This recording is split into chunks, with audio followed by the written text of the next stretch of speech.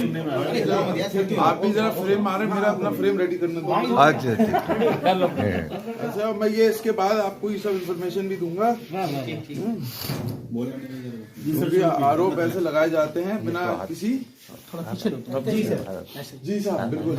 आज आपने press conference बुलाई है, क्या मामला है? मैं सबसे पहले सभी लोगों को मेरा आदाब, नमस्कार, सत श्री अकाल। आप सभी के माध्यम से मैं आज कुछ बातें बताना चाहता हूं, इसलिए ये प्रेस कॉन्फ्रेंस बुलाई गई है।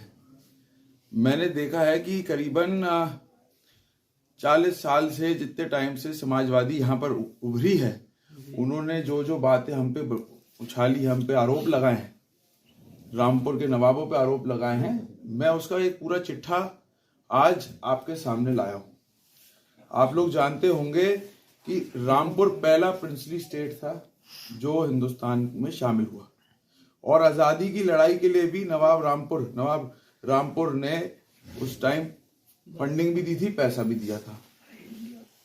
दूसरी बात, मैं आपको ये बताना चाहता हूं कि मेरे पूर्वजों ने रामपुर को क्या क्या दिया है। जो बिल्डिंगें दी हैं, इमारतें दी हैं, वो रामपुर वालों के लिए दी हैं और रामपुर की खूबसूरती के लिए दी है। चाहे वो गेट हो, जो गेट बनाए गए थे वो रोडों पे बनाए गए थे, मतलब कि रोड बने हुए थे। मैं आप लोगों के सामने कुछ बातें ऐसी है बताना चाहता हूं।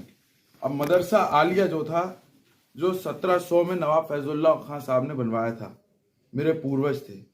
उस मदरसा आलिया पहला एजुकेशनल इंस्टीट्यूशन था। मैं एजुकेशन पे, तालीम पे बात करना चाहता हूं आप लोगों से, क्योंकि आज का जो यूथ है उनके लिए भी सबसे जरूरी है ये जानना कि असली हकीकत क्या है, और हर एक वोटर को जानने का अधिकार और हकीकत है कि फैक्ट्स ऑफ द मैटर क्या है।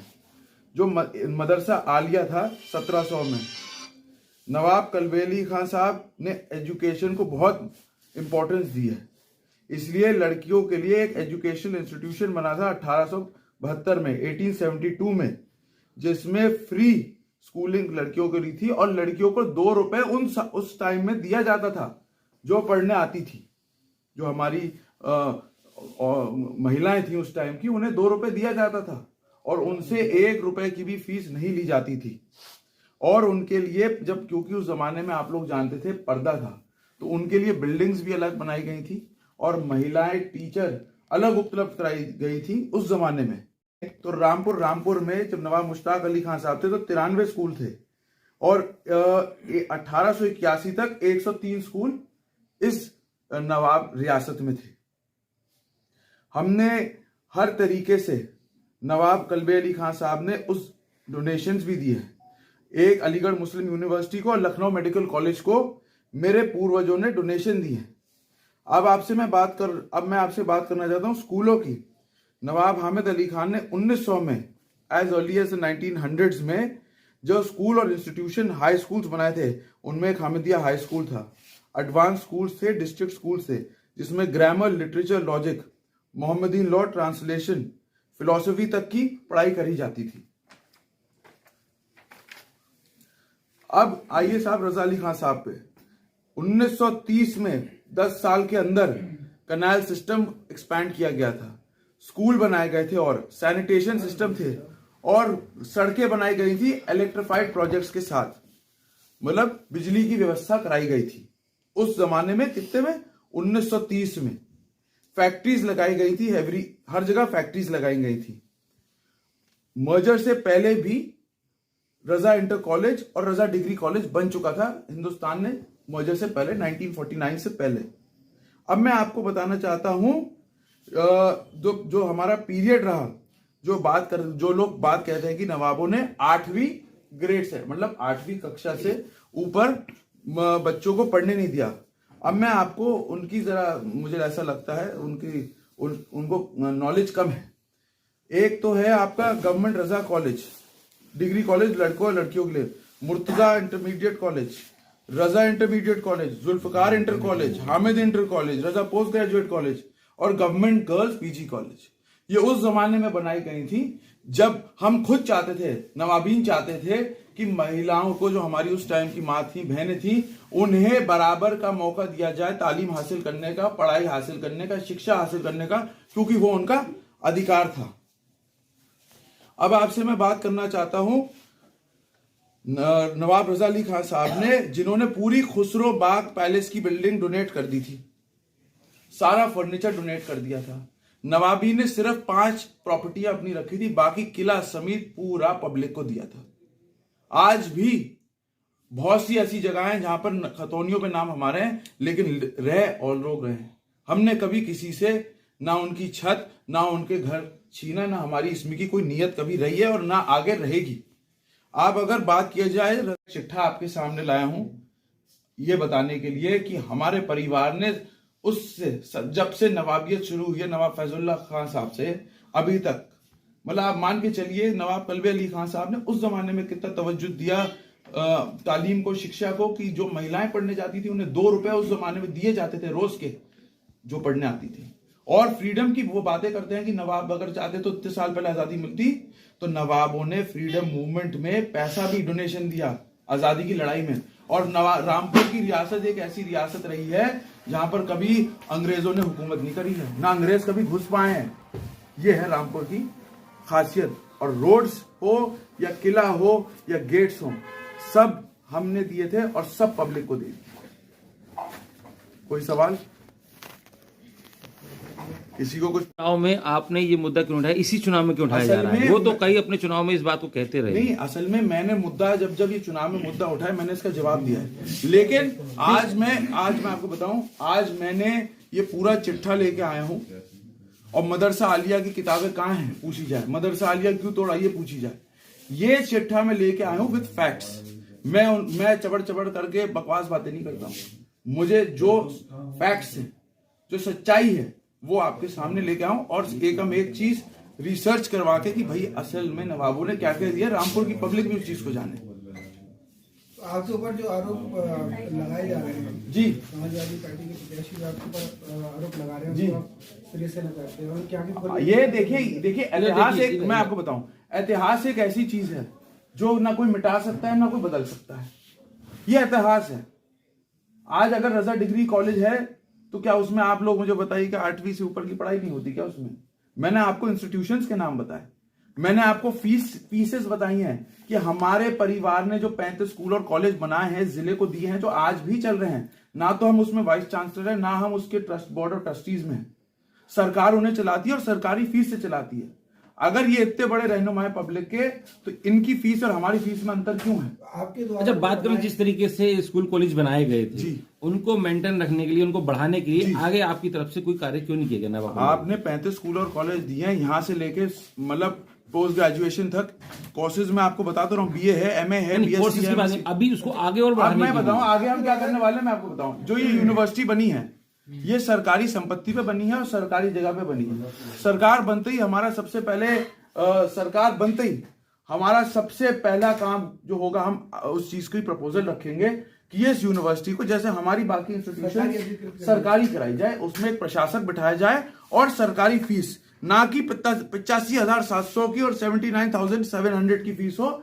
जो फीस हमारी है वो हो 3,250, 2,535। जिस तरीके से आपके विद्यालयों, आपके द्वारा बनाए गए विद्यालयों को गवर्नमेंट ने अधिकृत कर लिया, तो जी, आप क्या चाहेंगे कि बिल्कुल। तो क्या आपको लगता है कि जौहर यूनिवर्सिटी आजम खान ने अपने फायदे के लिए तो बनाया? आप फीसेस का, मैंने सब बता रहा हूं, मुझे पता था आप लोगों के जवाब ये होंगे। मैं फीसेस लेके आया हूं, आप फीस में अंतर देखिए, आप भी समझ जाएंगे। अगर कोई, हमारे जो बनाए हुए कॉलेज थे जो सरकार चला रही है, हम नहीं चला रहे, ना हम उसमें किसी का दाखिला करा रहे, उसमें उनकी फीस है कहीं 2,500 है, सबसे ज्यादा से ज्यादा महंगा है 3,250 जो है BSc की।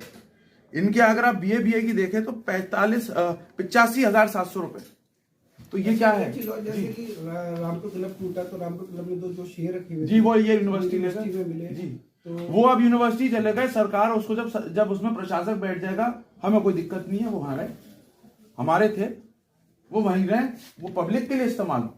उसमें एक प्रशासक हो, बोर्ड ऑफ, कोई वाइस चांसलर ना हो, एक प्रशासक हो और सरकार की नियम अनुसार और सरकारी फीस के अनुसार उसमें काम हो। अब अगर जो RPS स्कूल भी इनके बने थे, जो ये चलाते थे, इन्होंने कोरोना काल तक में फीस नहीं कम करी, जबकि स्कूल्स और कॉलेजेस ने अपनी फीसेस कम करी हैं। तो मैं ये रामपुर वालों के सामने चिट्ठा लेके आया हूं, जो ये बातें मंचों पे खड़े होकर बेवकूफी की बातें करते हैं, दीवानेपन की बातें करते हैं, ये उसका चिट्ठा है। ये फीस क्या सिर्फ चिट्ठा आपके सामने लाया हूं ये बताने के लिए कि हमारे परिवार ने उससे जब से नवाबियत शुरू हुई है नवाब फैजुल्लाह खान साहब से अभी तक, मतलब आप मान के चलिए नवाब कल्बे अली खान साहब ने उस जमाने में कितना तवज्जो दिया तालीम को, शिक्षा को, कि जो महिलाएं पढ़ने जाती थी उन्हें 2 रुपए उस जमाने में दिए जाते थे रोज के, जो पढ़ने आती थी। और फ्रीडम की वो बातें करते हैं कि नवाब अगर चाहते तो इतने साल पहले आजादी मिलती, तो नवाबों ने फ्रीडम मूवमेंट में पैसा भी डोनेशन दिया आजादी की लड़ाई में। और रामपुर की रियासत एक ऐसी रियासत रही है जहां पर कभी अंग्रेजों ने हुकूमत नहीं करी है, ना अंग्रेज कभी घुस पाए हैं।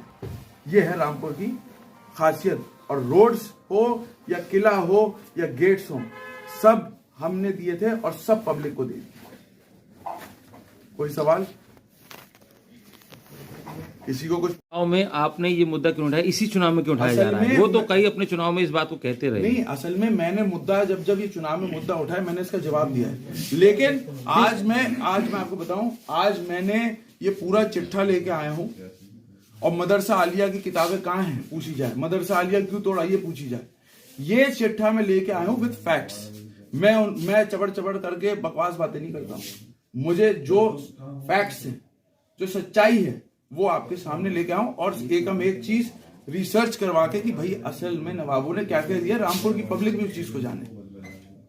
तो आपके ऊपर जो आरोप लगाए जा रहे हैं जी, समाजवादी पार्टी के प्रत्याशी आपके ऊपर आरोप लगा रहे हैं, जी, आप सिरे से लगाते हैं और क्या ये देखिए इतिहास एक, मैं आपको बताऊं, इतिहास एक ऐसी चीज है जो ना कोई मिटा सकता है ना कोई बदल सकता है। ये इतिहास है। आज अगर रजा डिग्री कॉलेज है तो क्या उसमें आप लोग मुझे बताइए कि 8वीं से ऊपर की पढ़ाई नहीं होती क्या उसमें?